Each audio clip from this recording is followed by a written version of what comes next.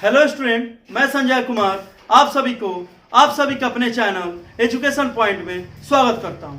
आज के क्लास में हम लोग बच्चों क्लास 10th के एक बहुत ही इंपॉर्टेंट चैप्टर केमिकल रिएक्शन से रिलेटेड एक और important reaction oxidation reduction reaction के बारे में आज के क्लास में हम लोग पढ़ेंगे और उसे अच्छे से समझेंगे। एक और बात आपको बता दें बच्चों कि ये जो चैप्टर है और ये जो रिएक्शन आज जो हम पढ़ने जा रहे हैं वो बहुत ही इंपॉर्टेंट है। इससे एग्जाम में बार बार आपसे प्रश्न पूछे जाते हैं, इसलिए आप इस वीडियो को पूरे अंत तक देखिए ताकि आपके एग्जाम में यदि इस रिएक्शन से रिलेटेड कोई भी क्वेश्चन पूछा जाए तो आप उसे आसानी से बना सकें। तो बच्चों आज के क्लास में हम लोग ये पढ़ेंगे कि ऑक्सीडेशन रिडक्शन रिएक्शन क्या है। इसे हम लोग हिंदी में ऑक्सीकरण अवकरण अभिक्रिया बोलते हैं। तो आज के क्लास में हम लोग ये जानेंगे कि ऑक्सीडेशन रिएक्शन क्या है और रिडक्शन रिएक्शन क्या है। बच्चों हम लोग सबसे पहले ये जानेंगे कि ऑक्सीडेशन रिएक्शन है क्या। तो ऑक्सीडेशन रिएक्शन को हम लोग ऑक्सीकरण अभिक्रिया बोलते हैं। तो ऑक्सीडेशन रिएक्शन का डिफिनीशन ये है बच्चों, जब किसी रासायनिक अभिक्रिया में कोई तत्व या यौगिक में ऑक्सीजन जाकर क्या हो जाता है, जुड़ जाता है, तो वैसे रिएक्शन को हम लोग ऑक्सीडेशन रिएक्शन बोलते हैं। या दूसरे शब्दों में किसी यौगिक से जब हाइड्रोजन क्या होता है, निकलता है, तो उसे हम लोग ऑक्सीडेशन रिएक्शन बोलते हैं। तो अब आप लोगों ने यहाँ पे अच्छे से समझ लिया है कि ऑक्सीडेशन रिएक्शन क्या है। जब किसी अभिक्रिया में किसी तत्व या कंपाउंड में ऑक्सीजन जाकर जुड़ जाता है तब उसे हम लोग क्या बोलते हैं, ऑक्सीडेशन रिएक्शन बोलते हैं। या किसी कंपाउंड से हाइड्रोजन क्या होता है, निकल जाता है, तो उसे हम लोग ऑक्सीडेशन रिएक्शन कहते हैं। तो इसे हम लोग इस तरह लिख सकते हैं बच्चों, क्या लिख सकते हैं, गेन ऑफ ऑक्सीजन, या दूसरा ये लिख सकते हैं लॉस ऑफ हाइड्रोजन। जब किसी कंपाउंड में ऑक्सीजन गेन होता है, ऑक्सीजन जाके जुड़ता है, तो उस टाइप के रिएक्शन को हम लोग ऑक्सीडेशन रिएक्शन बोलते हैं। या किसी कंपाउंड से हाइड्रोजन निकलता है, हाइड्रोजन का वो लॉस करता है, तो उसे हम लोग क्या बोलते हैं, ऑक्सीडेशन रिएक्शन बोलते हैं। अब बारी आती है बच्चों कि रिडक्शन रिएक्शन की। अब बच्चों हम आपको बता दें कि रिडक्शन रिएक्शन क्या है। ये जो रिएक्शन बच्चों ये ऑक्सीडेशन का अपोजिट होता है। इसमें ऑक्सीजन का गेन होता था, तो इसमें क्या होगा, ऑक्सीजन का लॉस होगा। मतलब ऐसा रासायनिक अभिक्रिया जिसमें किसी कंपाउंड से ऑक्सीजन क्या होता है, निकलता है, उसे हम लोग क्या कहते हैं, रिडक्शन कहते हैं। या किसी कंपाउंड में हाइड्रोजन क्या हो जाता है, जुटता है, तो उसे हम लोग क्या बोलेंगे बच्चों, रिडक्शन रिएक्शन बोलते हैं। तो इसको हम लोग ऐसे लिख सकते हैं बच्चों, लॉस ऑफ ऑक्सीजन, दूसरा ये लिख सकते हैं गेन ऑफ हाइड्रोजन। ठीक है ना। यहां पे अच्छे से समझ लिए कि ऑक्सीडेशन और रिडक्शन रिएक्शन क्या है। चलिए इसे हम बच्चों एक एग्जाम्पल के माध्यम से समझते हैं। तो यहां पर बच्चों हम देखते हैं कि कार्बन और ऑक्सीजन दोनों रिएक्शन करते हैं, तो यहां पे हमें CO2 मिलता है। तो हम ये देख रहे हैं बच्चों कि ऑक्सीजन जो था वो कार्बन में जाके क्या हो गया, जुट गया। तो यहाँ पे क्या कर लिया, कार्बन ने ऑक्सीजन को गेन कर लिया ना।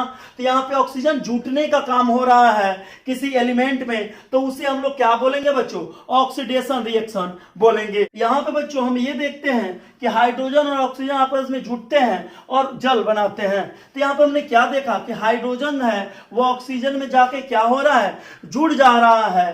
तो यहाँ पे इसे हम लोग क्या कहेंगे, रिडक्शन रिएक्शन कहेंगे, क्योंकि गेन ऑफ हाइड्रोजन, ऑक्सीजन ने हाइड्रोजन को क्या कर लिया, गेन कर लिया। या आप इसे ये भी बोल सकते हैं कि हाइड्रोजन ने ऑक्सीजन को क्या कर लिया, गेन कर लिया। तो यहाँ पे ये दोनों रिएक्शन हो रहा है। क्या क्या हो रहा है, ऑक्सीडेशन भी हो रहा है और रिडक्शन भी हो रहा है।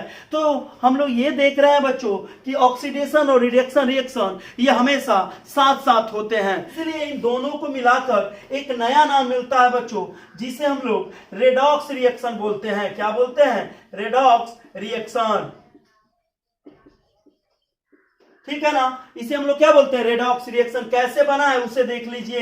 रिडक्शन से रेड ले लिया गया है और ऑक्सीडेशन से OX, अब दोनों को मिला दिया गया है तो यहाँ पे बच्चों क्या बन गया, रेडॉक्स रिएक्शन। रेडॉक्स रिएक्शन को ही हम लोग क्या बोलते हैं, ऑक्सीडेशन रिडक्शन रिएक्शन बोलते हैं। अब हम लोग एक और एग्जांपल के माध्यम से ये देखेंगे कि दोनों रिएक्शन साथ साथ कैसे होते हैं। यहाँ पे बच्चों हम ये देख रहे हैं कि जब हाइड्रोजन सल्फाइड को यहाँ पे सल्फर डाइऑक्साइड के साथ रिएक्शन कराया जाता है तो क्या मिलता है, सल्फर मिलता है और जल मिलता है। तो यहाँ पे हम लोग ये देख रहे हैं कि हाइड्रोजन सल्फाइड जो था यहाँ पे, इसने क्या किया, अपने हाइड्रोजन को क्या कर दिया, लॉस कर दिया ना यहाँ पे। तो यहाँ पे आप देख रहे हैं कि हाइड्रोजन का हाइड्रोजन सल्फाइड से लॉस हो गया, तो यहाँ पे क्या हो गया, लॉस ऑफ हाइड्रोजन। तो हाइड्रोजन का लॉस कब होता है बच्चों, ऑक्सीडेशन रिएक्शन में, और इसी को हम लोग क्या बोलते हैं, ऑक्सीडेशन।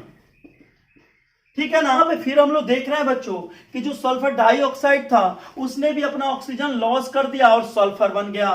तो यहाँ पे भी देख रहे हैं हम लोग क्या हो रहा है बच्चों, loss of oxygen. Loss of hydrogen oxidation होता है, लेकिन जब लॉस ऑफ ऑक्सीजन होगा तो क्या होता है बच्चों, रिडक्शन होता है। ये तो आपको पता है कि जब हाइड्रोजन का लॉस होगा तो ऑक्सीडेशन होगा, लेकिन जब ऑक्सीजन का लॉस होगा तो रिडक्शन होगा। इसी का उल्टा, जब हाइड्रोजन का गेन होगा तो रिडक्शन होगा और ऑक्सीजन का गेन होगा तो ऑक्सीडेशन होगा। तो यहाँ पे आप लोगों ने एक एग्जाम्पल के माध्यम से समझा कि ऑक्सीडेशन रिडक्शन रिएक्शन हमेशा साथ साथ होती है। चलिए एक और एग्जांपल से हम लोग इसे देखते हैं। यहाँ पे हम लोग एक और एग्जांपल से देख रहे हैं कि कॉपर ऑक्साइड को जब हाइड्रोजन के साथ रिएक्शन कराया जाता है तो कॉपर मिलता है और वाटर मिलता है। तो यहाँ पे हम लोग ये देख रहे हैं बच्चों कि जो कॉपर ऑक्साइड था उसने अपना ऑक्सीजन क्या कर दिया, लॉस कर दिया, और लॉस करने के बाद कॉपर बन लिया। तो ऑक्सीजन का लॉस क्या कहलाता है, रिडक्शन कहलाता है ना। तो ये यहाँ पे है लॉस ऑफ ऑक्सीजन, क्या हो रहा है, लॉस ऑफ ऑक्सीजन।